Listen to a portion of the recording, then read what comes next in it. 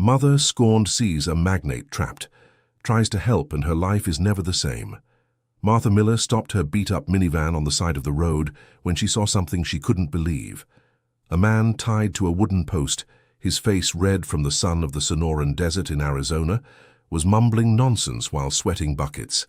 It was him, the same Arthur Brooks Harrison who appeared on magazine covers, owner of one of the biggest construction companies in the Southwest. The same man whose security guards had shoved her out of the corporate building 3 weeks ago when she tried to sell her little bottles of ice-cold water to the employees. "Help! Please!" The businessman's raspy voice barely escaped his dry throat. Martha got out of the minivan, carrying one of the water bottles she sold to truck drivers on that road. Her bare feet touched the hot ground as she approached the man who had humiliated her. "Sir, what happened here?" she asked, uncapping the bottle. Arthur lifted his reddened eyes and recognized her immediately. Even delirious with thirst, he remembered the face of that woman in her 30s who had tried to sell water at his company. You are..." He tried to speak, but thirst cut his words short. "I'm Martha, the woman you had your security guards throw out." She held the bottle close to his lips. "But that doesn't matter now." Arthur drank desperately, spilling water onto his chest, already drenched in sweat. The cold liquid sliding down his throat brought relief he hadn't felt in hours. "Why are you tied up? Who did this?" Martha looked around, searching for signs of other people. I tied myself here," Arthur confessed, still panting. "I found out terrible things about my family, about my company." Martha examined the ropes. They were complex knots, but ones a person could make on themselves with effort. "What kind of things?" "My fortune." Arthur shook his head, his dark hair plastered with sweat. "It was all built on lies. I destroyed hundreds of people's lives without knowing it." The woman knelt beside him, even though the ground was scorching. In the minivan, her 2 teenage daughters waited curiously, but she had asked them to stay in the car. "Do you want me to untie these ropes?" "No," Arthur shouted. "I deserve to stay here. Leave me here until what? Until you pass out? Until you get heat stroke?" Martha shook her head. "That won't solve anything."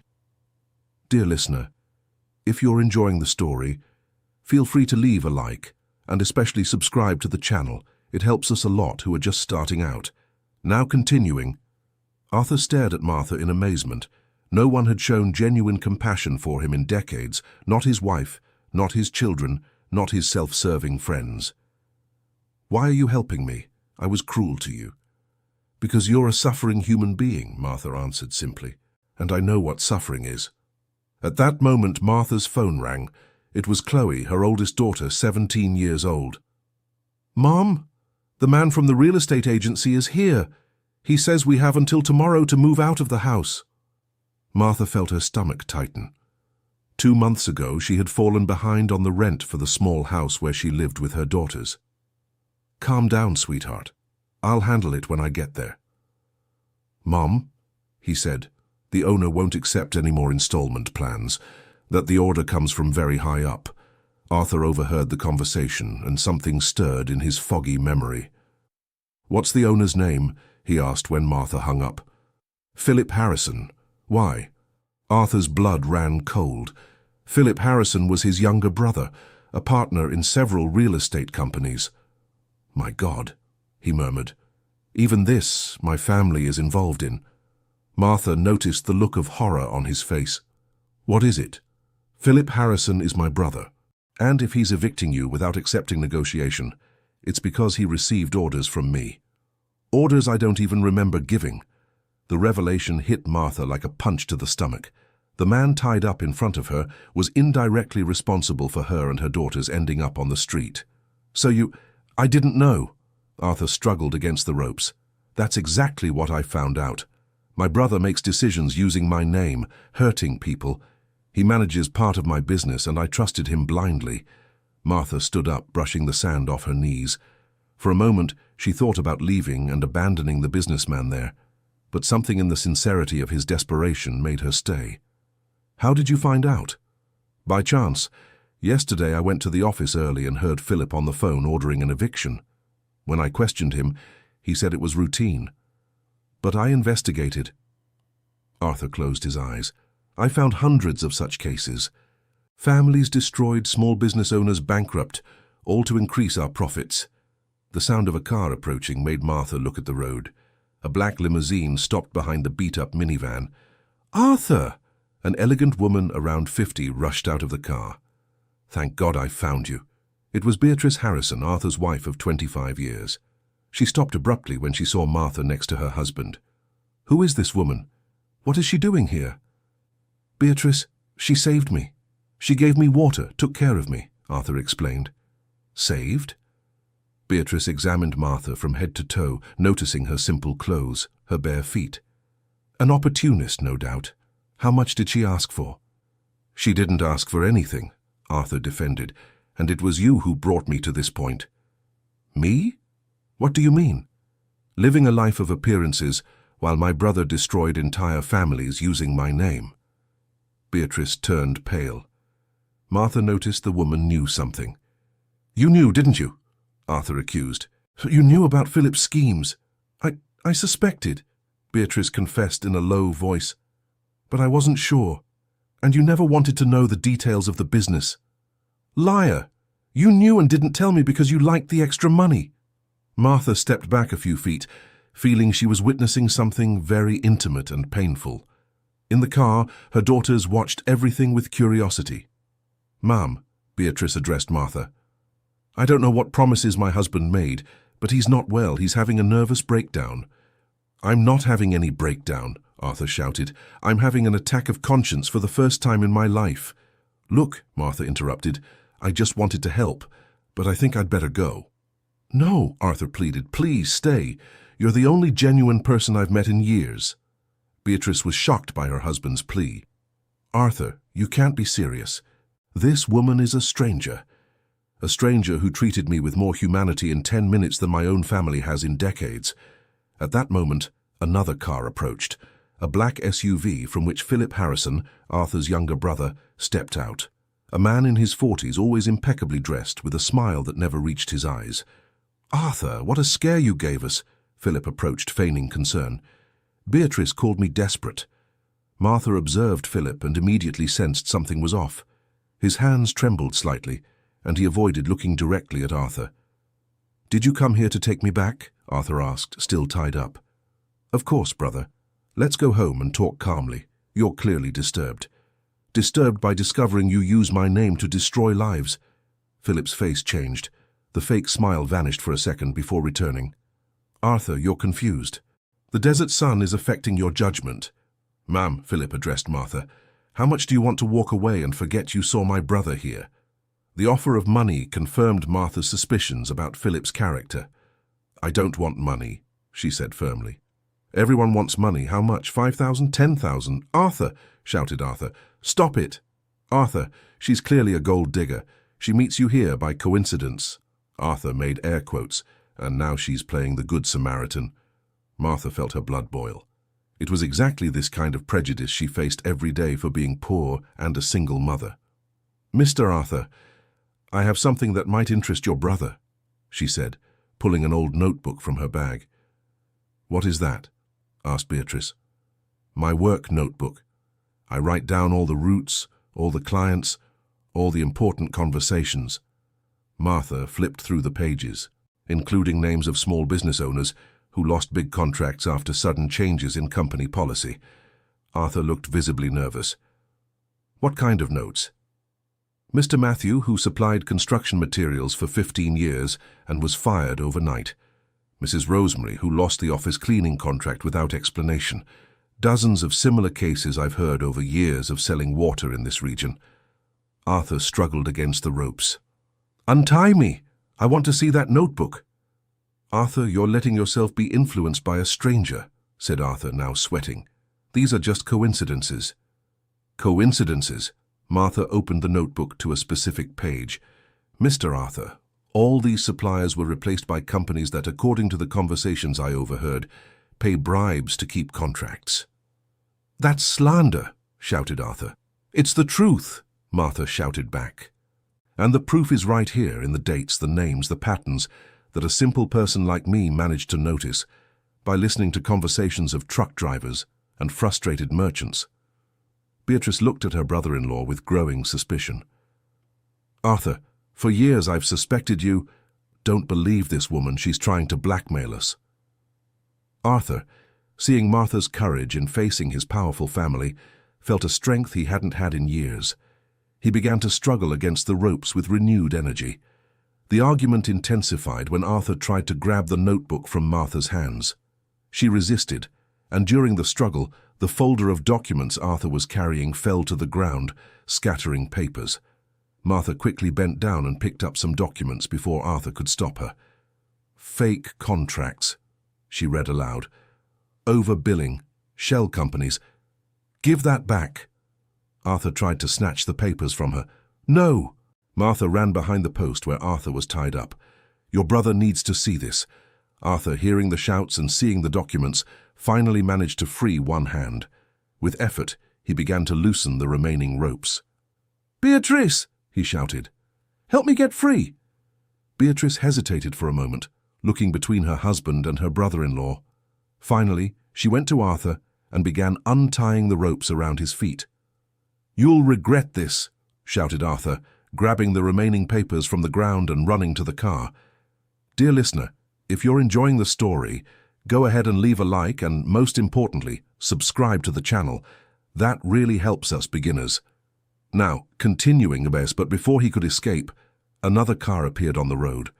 It was Chloe's old motorcycle, Martha's daughter, who had come looking for her mother, worried about the delay.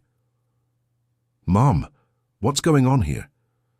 Chloe got off the bike and immediately recognized Arthur. "Wait, aren't you the guy who turned me down for a job last month?" Arthur, now completely free from the ropes, looked at the young woman, and the memory came back.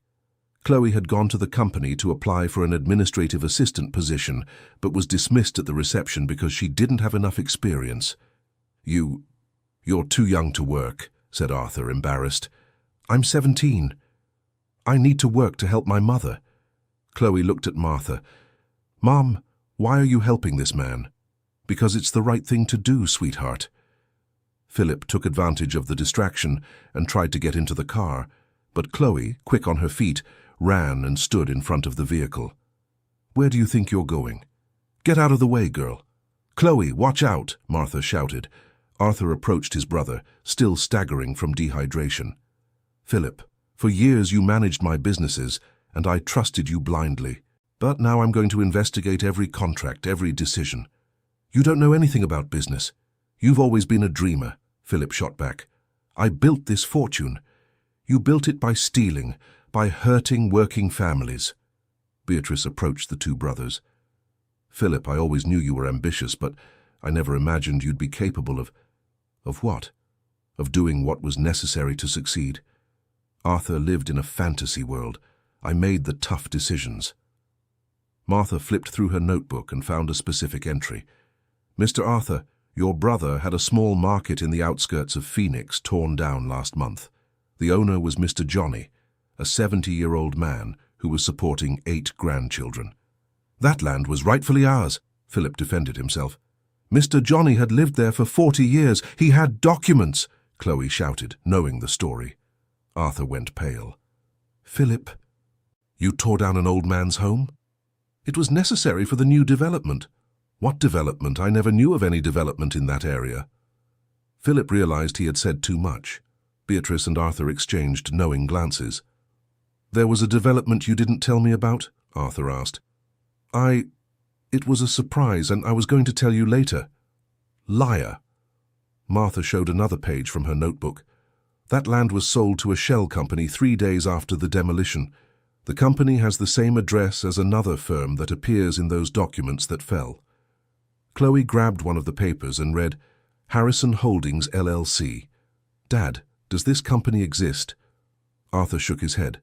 Philip was cornered. "You created shell companies in my name," Arthur concluded. "How many years, Philip?" "Arthur, you need to understand." "How many years?" "Since Dad passed away," Philip confessed in a low voice. The silence that followed was broken only by the Sonoran desert wind. Arthur remembered his father, Harold Harrison, an honest man who had started with a small construction company and always prioritized treating employees and customers well. "Our father—" Arthur swallowed hard. "You have disgraced our father's memory. Our father was weak, he died leaving only crumbs. Our father was a man of integrity," Arthur shouted. Beatrice stepped away from Philip in disgust. "I never want to see you in my house again." Philip realized he had lost everything. In desperation, he made one last attempt at manipulation. "Arthur, do you really want to destroy our family over a water seller and her daughter? Think about our mother, what this will do to her." The mention of their mother hit Arthur. Mrs. Mildred, 80 years old, lived on a nearby farm and still believed her sons were united. "Our mother doesn't need to know all of this," Arthur said. "But you will make amends for the damage you've caused." "And how do you plan to do that?" Philip asked sarcastically. "Starting by not evicting Martha's family." Martha was surprised. She hadn't expected Arthur to remember her personal situation amid the family chaos. "Arthur," Beatrice said, "if we truly want to right the wrongs, we need a structured plan." "You're right," Martha agreed, "but I don't want to be the only one benefiting just because I helped you. I want all the families who were hurt to be compensated." Chloe looked at her mother with pride.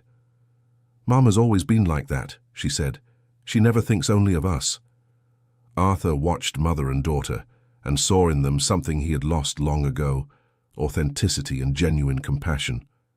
"Martha, you said you have records of other families that were harmed." "I do. For years I've heard stories from small business owners, suppliers, employees who were unfairly fired. I write it all down because I always thought that one day this information might come in handy.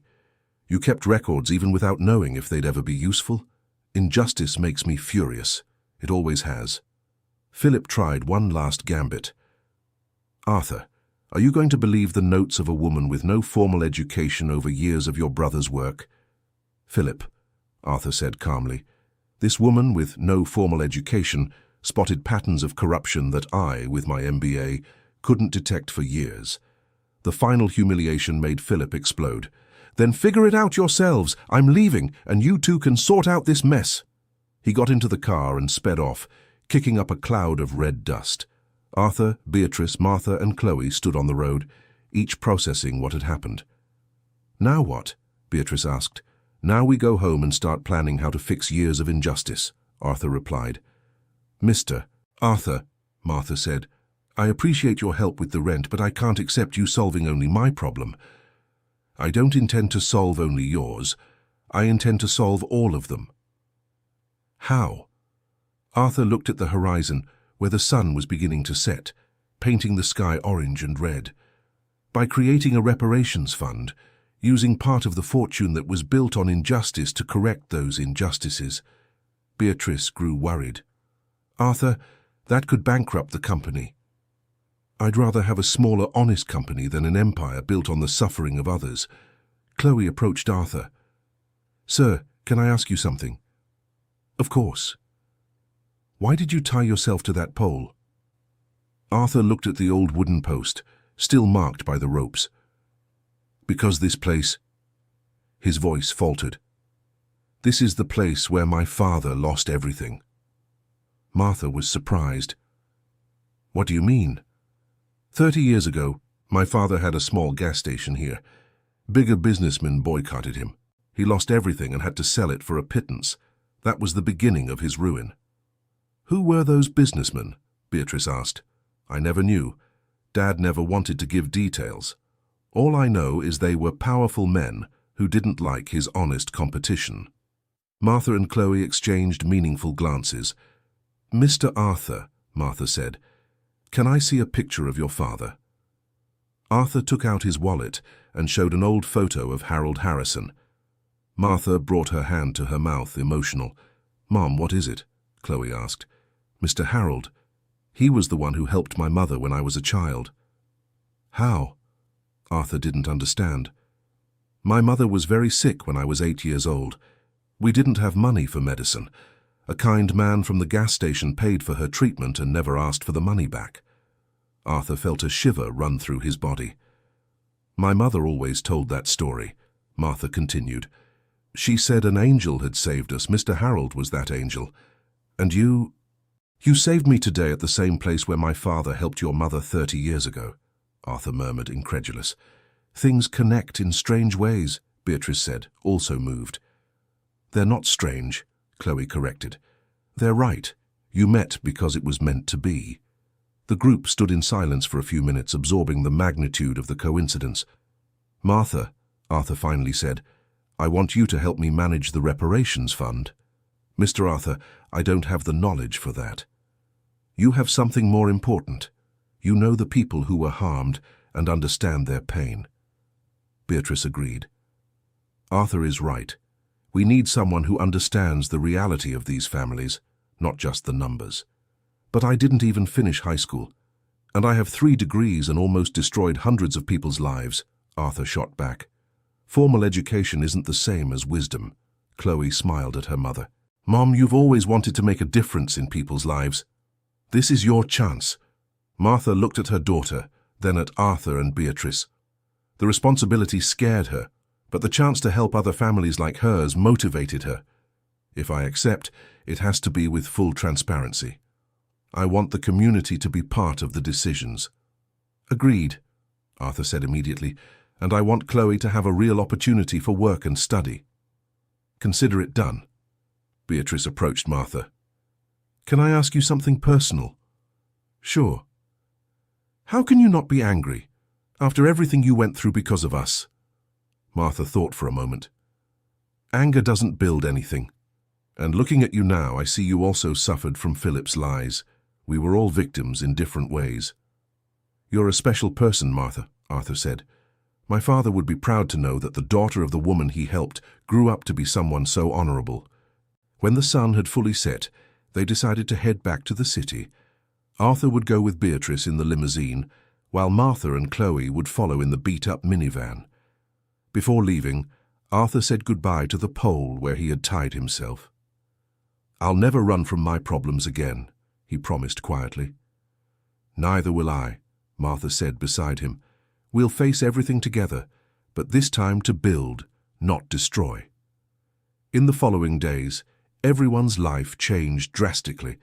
Arthur fired several executives who were complicit with Philip and began a full audit of the company.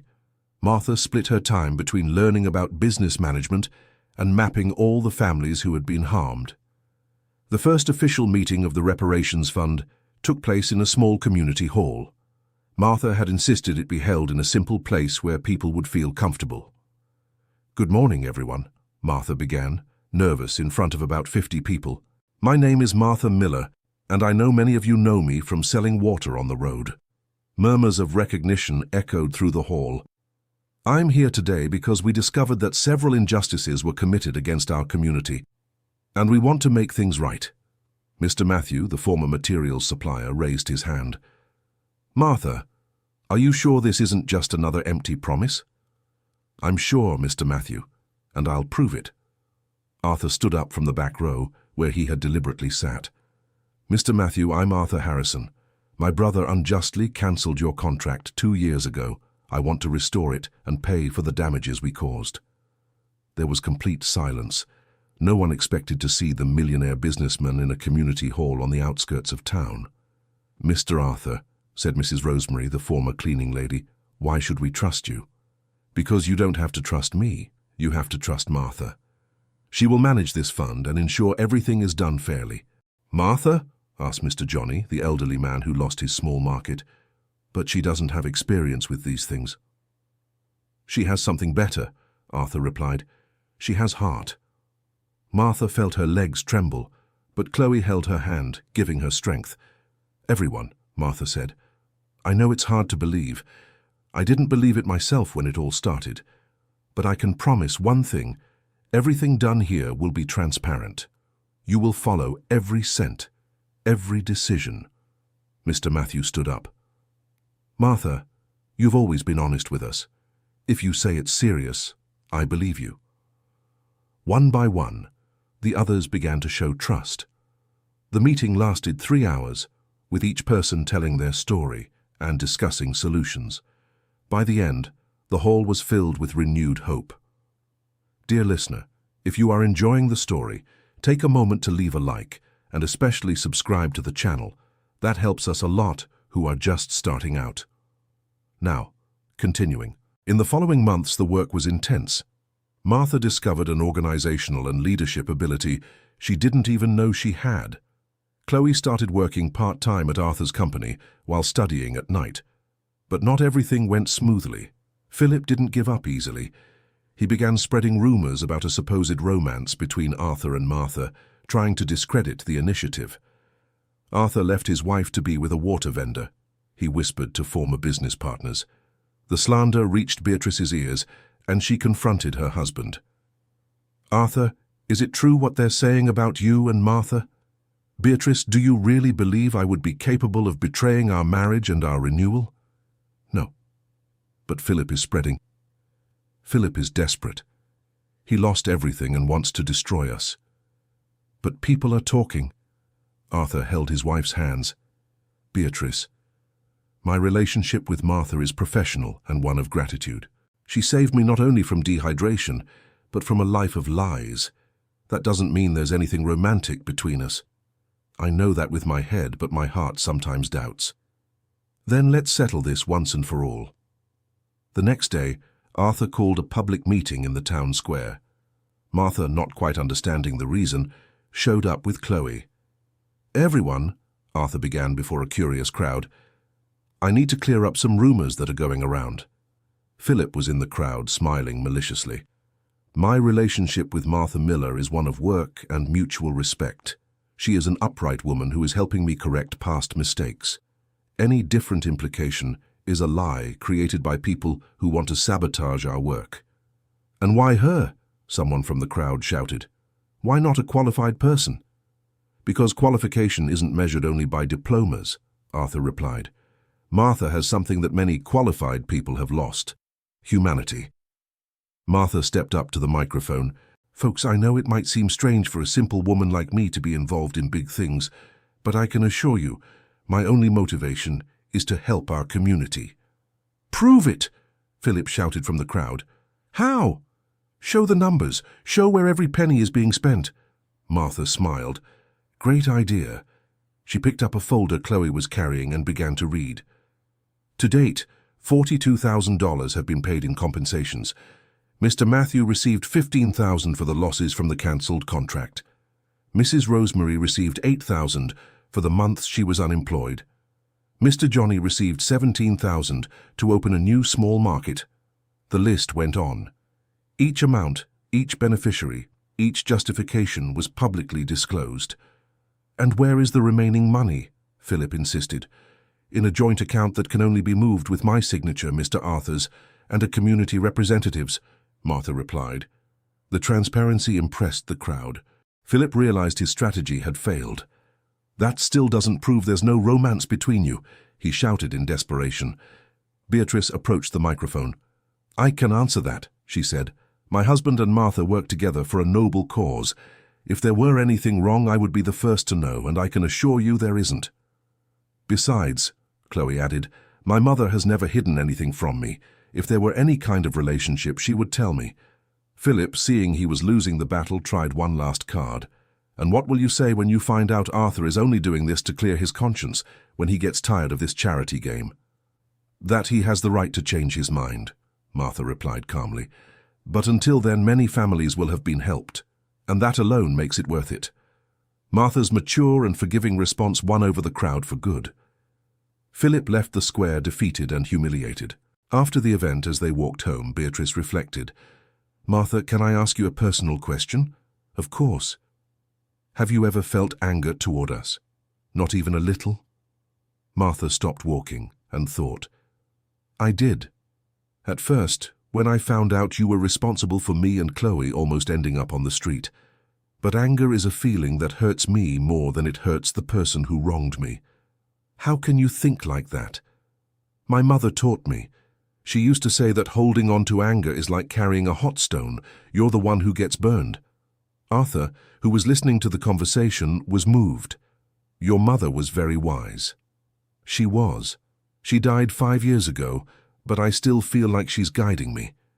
"I'm sure she would be proud of you," said Beatrice. "I hope so." Chloe joined the group. "Mum, remember what Grandma always said about doing good?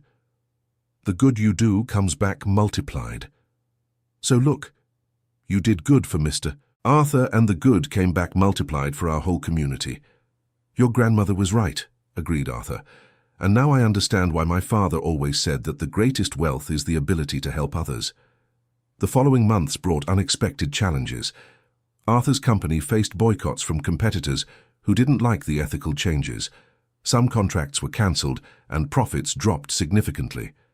In a tense meeting with the shareholders, Arthur faced strong pressure. "Arthur, your social projects are hurting our profits," said one of the investors. "Either you go back to your old practices or we withdraw our support." "Then withdraw," Arthur replied calmly. "What do you mean? If the company's success depends on harming innocent people, I'd rather have a smaller, honest company." "You're being irresponsible. Think about the jobs that will be lost." "I am thinking. And that's exactly why I'm going to create new jobs for the people my brother harmed." The meeting ended with several shareholders leaving. Arthur lost almost half of his assets but gained peace of mind. Martha found out about the situation and sought out Arthur. "Mr. Arthur, I can't accept that you're sacrificing so much for our cause. Martha, you don't understand. I'm not sacrificing myself, I'm freeing myself. But you lost so much money I didn't even know where it came from. Now I know that every penny I have was earned honestly. And if the company goes bankrupt, then we'll start another, smaller but clean." Chloe, who was watching the conversation, made an observation. "Mr. Arthur, have you ever thought that maybe this is the opportunity to create something completely new?" "What do you mean, Chloe?" "A company that from the start is built with the values you have now, with a mission not just to profit, but to help the community." Arthur became thoughtful. "A social enterprise." "Exactly." Chloe got excited. "With my mother's experience in the community and your business knowledge, you two could create something revolutionary." The idea began to take shape. In the following weeks, Arthur, Martha, and Chloe worked on an ambitious project, a cooperative of small entrepreneurs that would offer training, microcredit, and guaranteed market for local products. "The idea is simple," explained Martha at a new community meeting. "Each family can develop a product or service. The cooperative offers training, initial loans, and guarantees the purchase of everything that is produced." "And where will we sell?" asked Mrs. Rosemary. "We already have contracts with 3 local supermarket chains," announced Arthur. "They have committed to having a special section for cooperative products." "But what if it doesn't work out?" questioned Mr. Matthew. "Then we'll try again, in a different way," replied Martha. "The important thing is not to give up." The first line of products included Mrs. Rosemary's homemade breads, artisanal sweets from other families, organic vegetables, and local crafts. Chloe created a simple quality control and marketing system. In 6 months, the cooperative was running with 40 families. The products gained popularity not just for their quality, but for the inspiring story behind each one. Arthur discovered that earning less money but seeing families thrive gave him more satisfaction than any profit he'd ever made. Beatrice also got involved in the project, using her social connections to promote the products at charity events. "I never thought I'd feel so useful," she confessed to Arthur one night. "Spending a lifetime buying expensive things was empty. Helping people thrive is much more rewarding." "You're discovering what my father always knew," Arthur replied. "True wealth isn't in what we accumulate, but in what we build for others." However, it wasn't all smooth sailing. Philip, increasingly desperate and in debt, started making threats. He called Martha in the middle of the night. "You destroyed my family," he said in a drunken voice. "Mr. Philip, you destroyed your own family with your lies. Arthur was happy before he met you." "Mr. Philip, your brother wasn't happy. He was lost and didn't even know it. I'm going to finish you both. What are you going to do? Tell more lies? You already tried that and it didn't work." Philip hung up, but the threats left Martha worried. She told Arthur, who decided to take legal action. "I'm going to get a restraining order against Philip," he announced. "Is that necessary?" asked Martha. "He's desperate. Desperate people do unpredictable things." The order proved wise. when, a few days later, Philip showed up drunk at Martha's house shouting at the door. "Martha, come out here, let's talk." Chloe called the police, and Philip was removed without major incident. But the episode showed he was completely losing control. "Mom, I think we should move," Chloe suggested. "We're not running away," Martha replied firmly. "This is our home, our community. I won't let him take that from us too." Arthur offered private security, but Martha refused. "I don't want to live in fear. If we all start being afraid, he wins." The situation resolved unexpectedly. Mrs. Mildred, Arthur and Philip's mother, finally learned the truth about her sons from a well-meaning neighbor. The 80-year-old woman showed up at Philip's house with an expression he hadn't seen since childhood: deep disappointment. "Philip, is it true what they're saying about you?" "Mom, it's exaggerated." "Don't lie to me, son. I can still tell when you're lying." Philip broke down. He told his mother everything: the schemes, the lies, the jealousy of his older brother. "Why, son, why did you do this to your own family?" "Because he was always the favorite, the smartest, the best-looking, the most successful." "Philip, you're 40 years old. When are you going to stop competing with your brother and start building your own life?" The conversation with his mother shattered Philip's last defenses. He cried like he hadn't since childhood, admitting all his mistakes and asking for forgiveness. Despite her disappointment, Mrs. Mildred didn't abandon her son. "You're going to get treatment, Philip. You're going to stop drinking, seek psychological help, and ask forgiveness from every person you've hurt. And if they don't forgive me, then you'll accept that and keep trying to be a better person." The matriarch's intervention completely changed the course of events. Philip agreed to check into a rehabilitation clinic. Before leaving, he wanted to say goodbye in person to Martha and Chloe.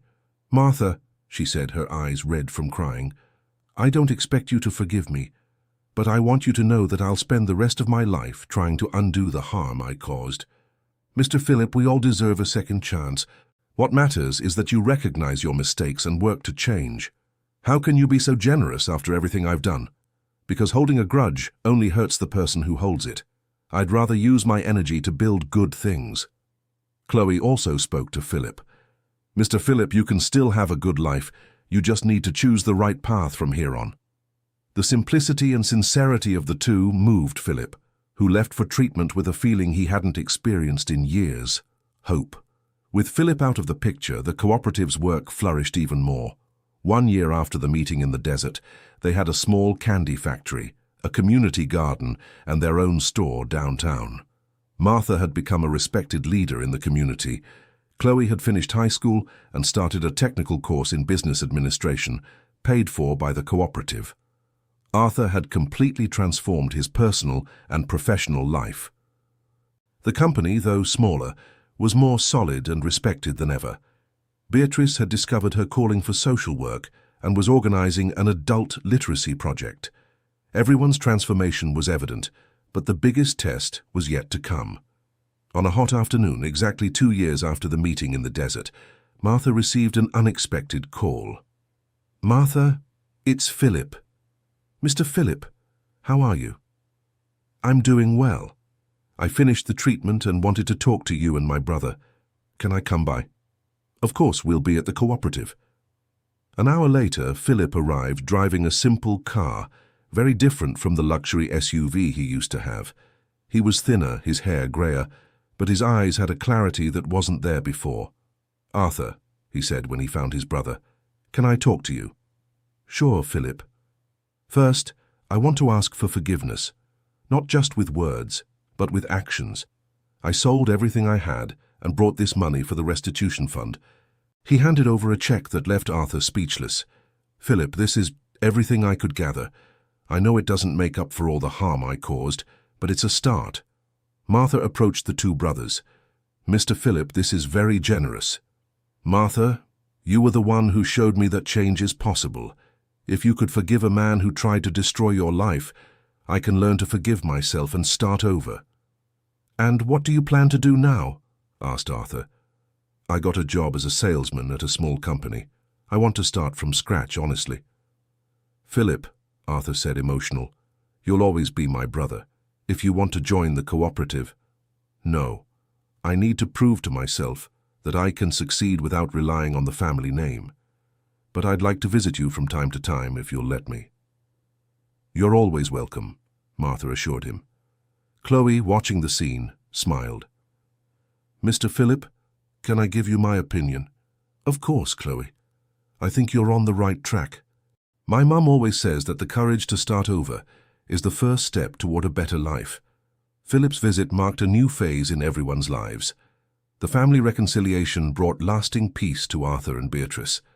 Mrs. Mildred, despite her advanced age, began coming to the cooperative, telling old stories and teaching traditional recipes that became bestsellers.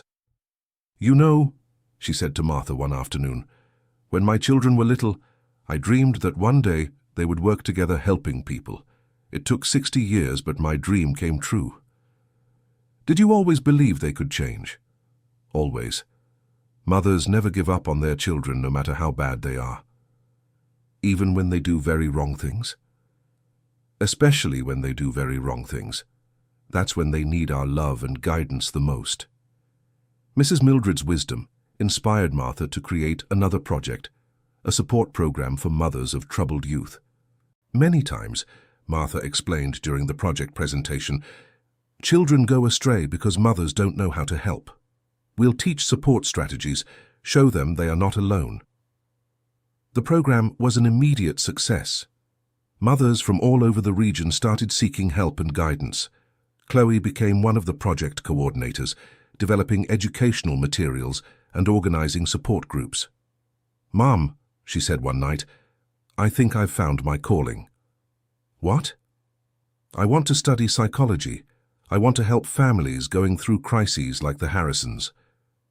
It's a beautiful profession, sweetheart. And you inspired me. Seeing how you managed to turn pain into strength made me understand that I can do the same for other people. Arthur, overhearing the conversation, offered to pay for Chloe's studies. It would be an honor to help you achieve this dream. Mr. Arthur, I can't accept... Chloe, Martha interrupted. Accept.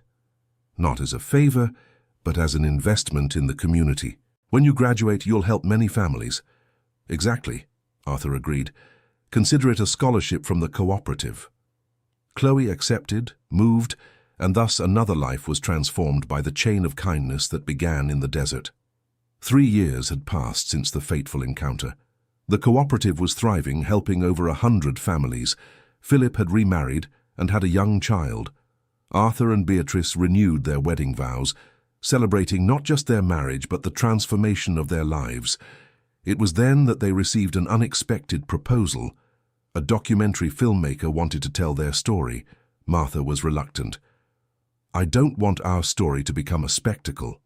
It wouldn't be a spectacle, the filmmaker explained. It would be inspiration. Imagine how many people could be motivated to make positive changes in their lives. And if people don't believe it, asked Chloe, then at least we'll plant a seed of hope. After much debate, they decided to participate in the documentary. The film premiered at the City Film Festival and made a huge impact. People from other regions began visiting the cooperative, wanting to replicate the model. Martha and Arthur started giving lectures on social and business transformation. I never imagined I'd one day speak to business people about ethics, Martha confessed after a lecture. And I never imagined I'd learn more about business from a water seller than in years of university, Arthur replied. You complete each other, Beatrice observed. Martha brought humanity to the business world, and Arthur brought structure to the community's dreams. Their partnership had become legendary in the region, not as a romance, as Philip had tried to insinuate, but as an example that people from different worlds can work together for the common good. Chloe, now in her 3rd year of psychology, wrote her thesis on community resilience, using the cooperative as a case study. Mom, she said while showing the work, our story is helping other researchers understand how communities can transform. That's wonderful, sweetheart. It means we didn't go through all this in vain.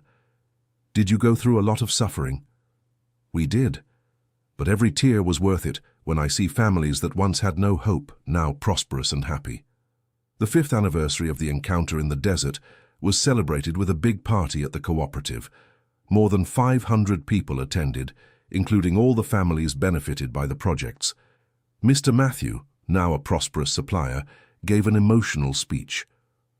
Martha taught us that it doesn't matter where you come from, but where you are going.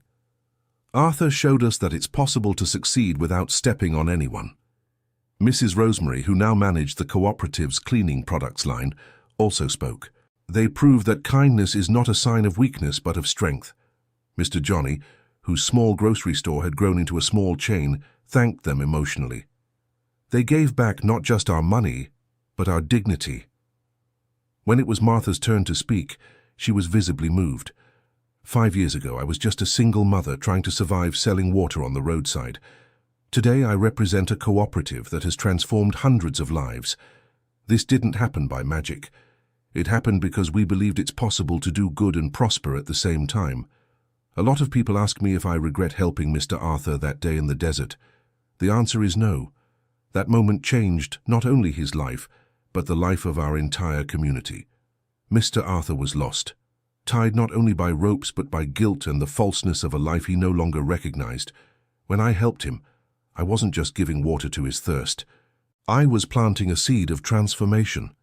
Today that seed has grown into a leafy tree that bears fruit for hundreds of families, and that taught me that small acts of kindness can create great changes. Arthur approached the microphone. Martha is being modest. She didn't just plant a seed, she saved my soul. That day in the desert I was dying, not just of thirst, but of existential emptiness. She showed me that true wealth lies in the ability to make a difference in others' lives. Today I am a poorer man in money, but infinitely richer in purpose, and that I owe to the woman who had the courage to help a stranger, even after being mistreated by him. Beatrice also wanted to speak. I can testify to my husband's transformation. The man who tied himself to that post was tormented by guilt and falseness. The man here today is someone who has found peace and purpose, and that was only possible because an extraordinary woman showed compassion when it would have been easier to hold a grudge. Philip, who had arrived at the end of the party, asked to speak. I was the villain of this story. I caused suffering, spread lies, tried to destroy families. But even so, I was forgiven and given a second chance. If I can change, anyone can. Today I work honestly, have a family that loves me, and sleep in peace. I learned that no amount of money can buy a clear conscience. Chloe, now a young woman of 22, graduating in psychology, gave the final speech. This story began with a desperate man tied to a post and a courageous woman who chose to help. But in truth, this is the story of an entire community that decided to believe that change is possible. My mother always taught me that life presents us with choices every day. We can choose the easy path of selfishness or the difficult path of compassion.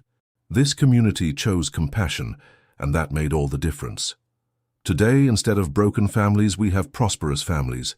Instead of a lost businessman, we have an ethical leader. Instead of an abandoned community, we have an example of social transformation. And it all began because my mother chose to give water to a thirsty man. The party continued into the night, with music, dancing, and much celebration. But the most emotional moment came when Martha and Arthur walked to the exact spot where it all began. The old post was still there, now with a commemorative plaque that read, "Where compassion overcame resentment, June 5th, 2019. "Martha," said Arthur, looking at the post, "do you know what the exact moment was when my life changed? When you decided to free yourself from the ropes? No. It was when you gave me water without knowing me, without knowing if I deserved help. At that moment I understood what my father always tried to teach me, that true strength lies in the ability to help, not in the ability to dominate." "And do you know when my life changed?" asked Martha. "When you agreed to manage the fund?" "No. It was when you asked me to stay, even knowing who I was." In that moment, I realized that it didn't matter what I had or didn't have. What mattered was who I was inside. They were silent for a few minutes, contemplating the journey they had taken together. "Martha, may I ask you a personal question?" "Of course." "Do you regret anything that happened in the last 5 years?" Martha thought for a moment. I regret taking so long to believe in myself. For years, I thought I wasn't good enough to make a difference in people's lives. If I had known sooner the power we have to transform realities, I would have started earlier. And you? Do you regret anything? I regret taking 40 years to understand what really matters in life, but I am also grateful that it wasn't too late. When they returned to the party, they found Mrs. Mildred talking with a group of children, telling old stories. "Grandma Mildred," said one of the children, "is it true that Mr. Arthur and Mrs. Martha are heroes?" "Yes, they are, my dear, but not the kind you see in movies. They are real heroes who help real people." "How can I be a hero too?" "By starting to do good whenever you can, even when it's hard. Even when no one is watching.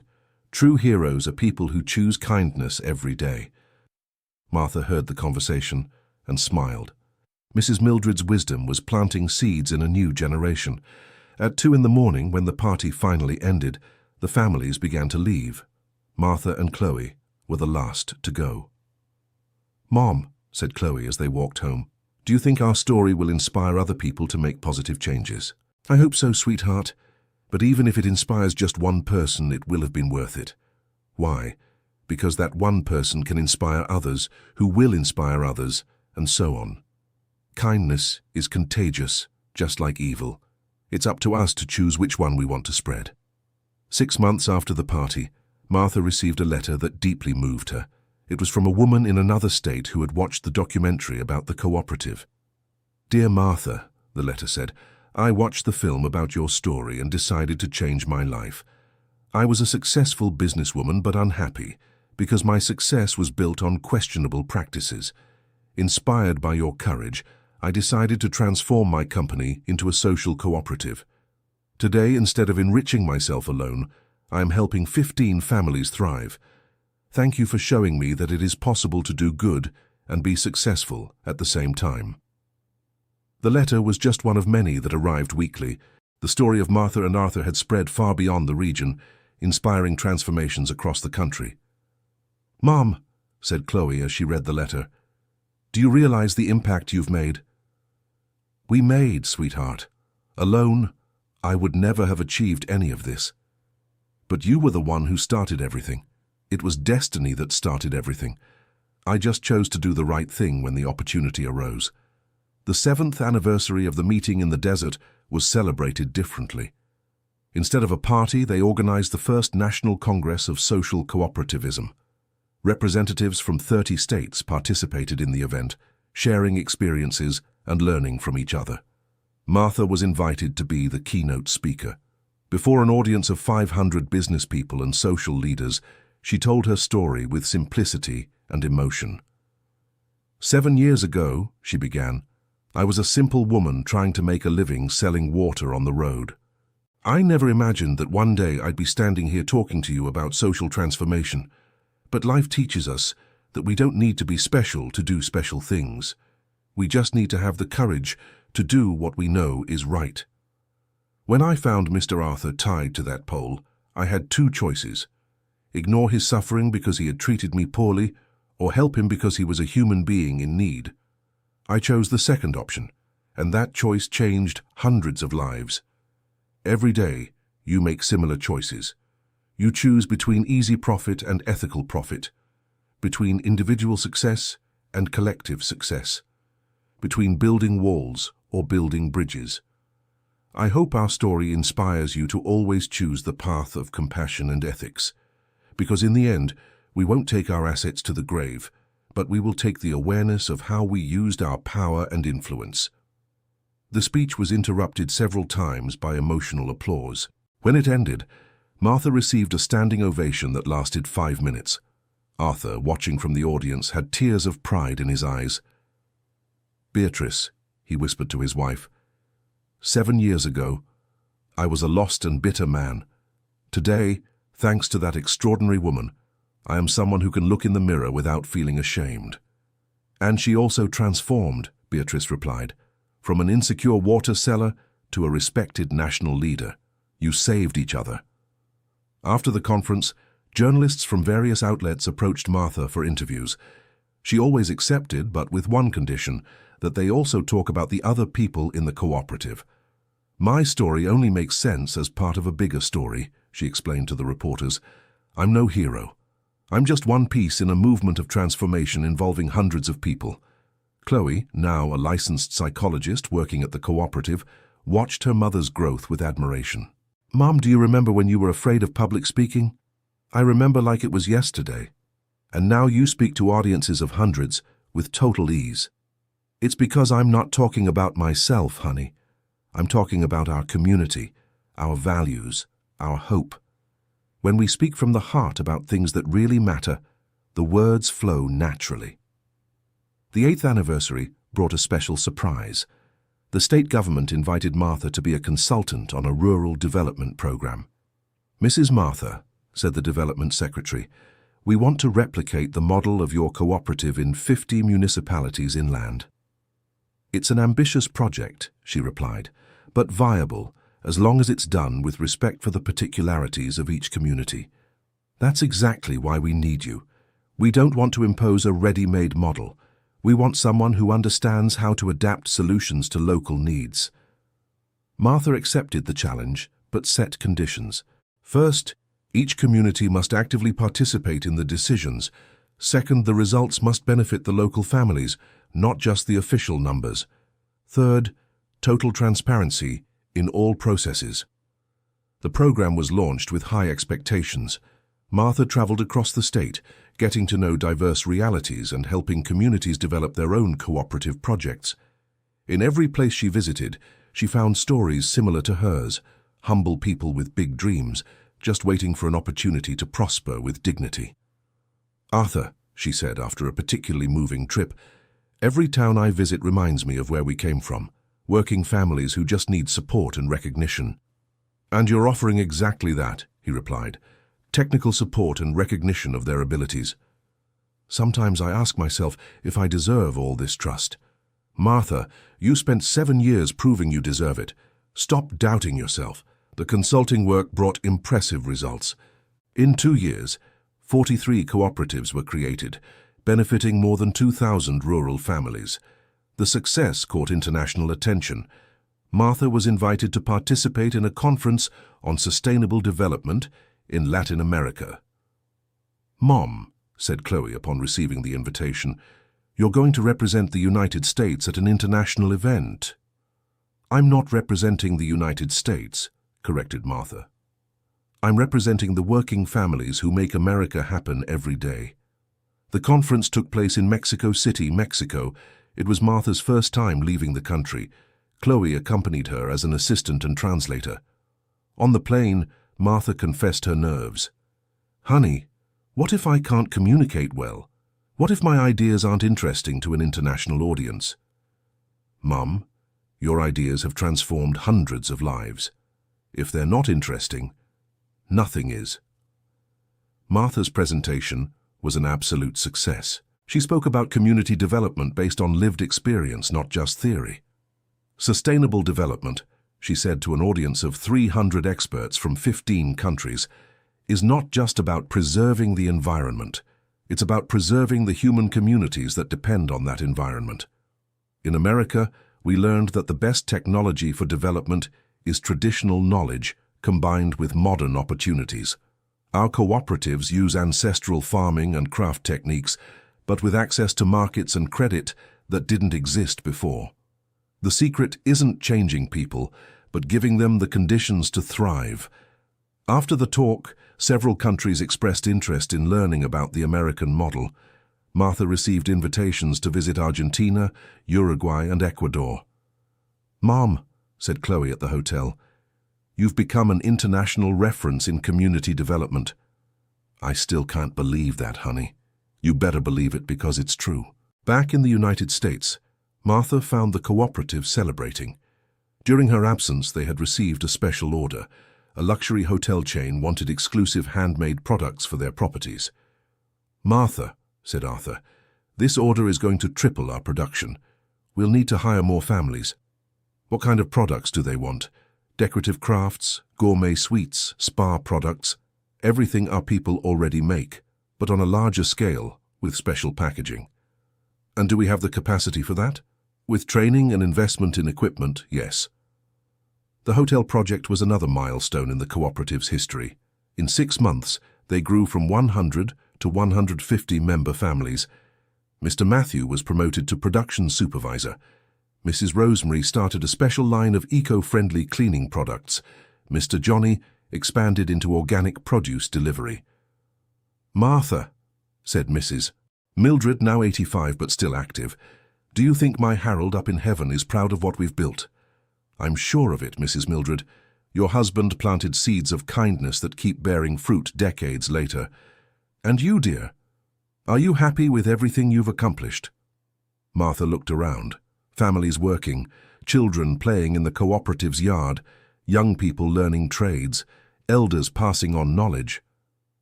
"I'm fulfilled, Mrs. Mildred. But not like a period, like a comma." "What do you mean?"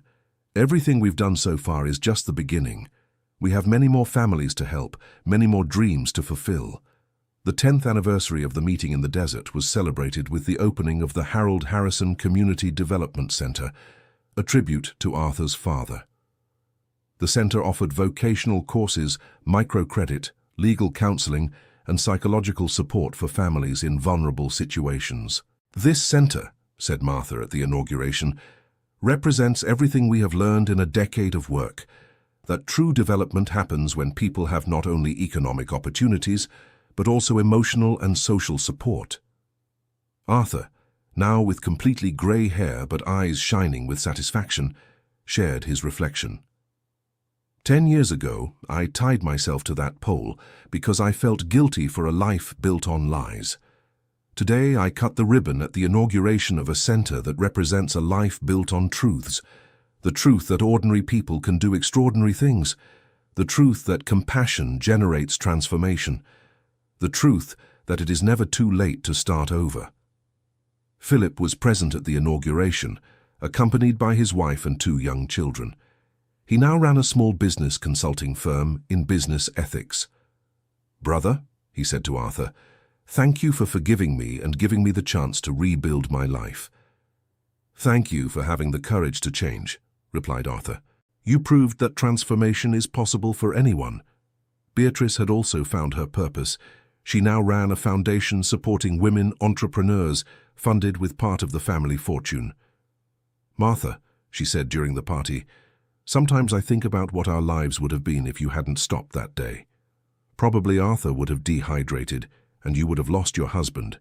Philip would still be stealing. Hundreds of families would still be in poverty, and I would still be just a frustrated water seller. A single decision of yours changed so many lives. Beatrice, it wasn't just my decision. It was the decision of an entire community to believe that changes were possible. I just started the movement." Chloe, now 27 years old and general coordinator of the cooperative's social projects, announced a surprise during the party. "Everyone, I have news to share. I was accepted into a PhD program in community psychology. I'm going to study the social impact of rural cooperatives." "Daughter," shouted Martha, emotional, "I'm so proud." "Mum, you inspired me to dedicate my life to understanding and improving communities. This PhD is to scientifically deepen everything we've learned in practice." "And where are you going to study?" asked Arthur. "Right here. The State University created a special graduate program in rural development, and our cooperative will be one of the study subjects." The news moved the entire community. Seeing a young woman from the region reaching the highest academic level represented hope for all families. "Mrs. Martha," said Mr. Matthew, "do you remember when I said that education was for the rich?" "I remember, Mr. Matthew." "Well, your daughter proved I was wrong, and now my grandson also wants to study. He says he's going to be a doctor like Chloe." "And he will be, Mr. Matthew. If he wants to, he will be." "How can you be so sure?" "Because now we know it's possible, and when we know it's possible, we find a way to make it real." End of story. What a beautiful transformation, from despair in the desert to hope multiplied across hundreds of families. Tell us in the comments, which moment moved you the most? Inspire others by liking and sharing our story of hope.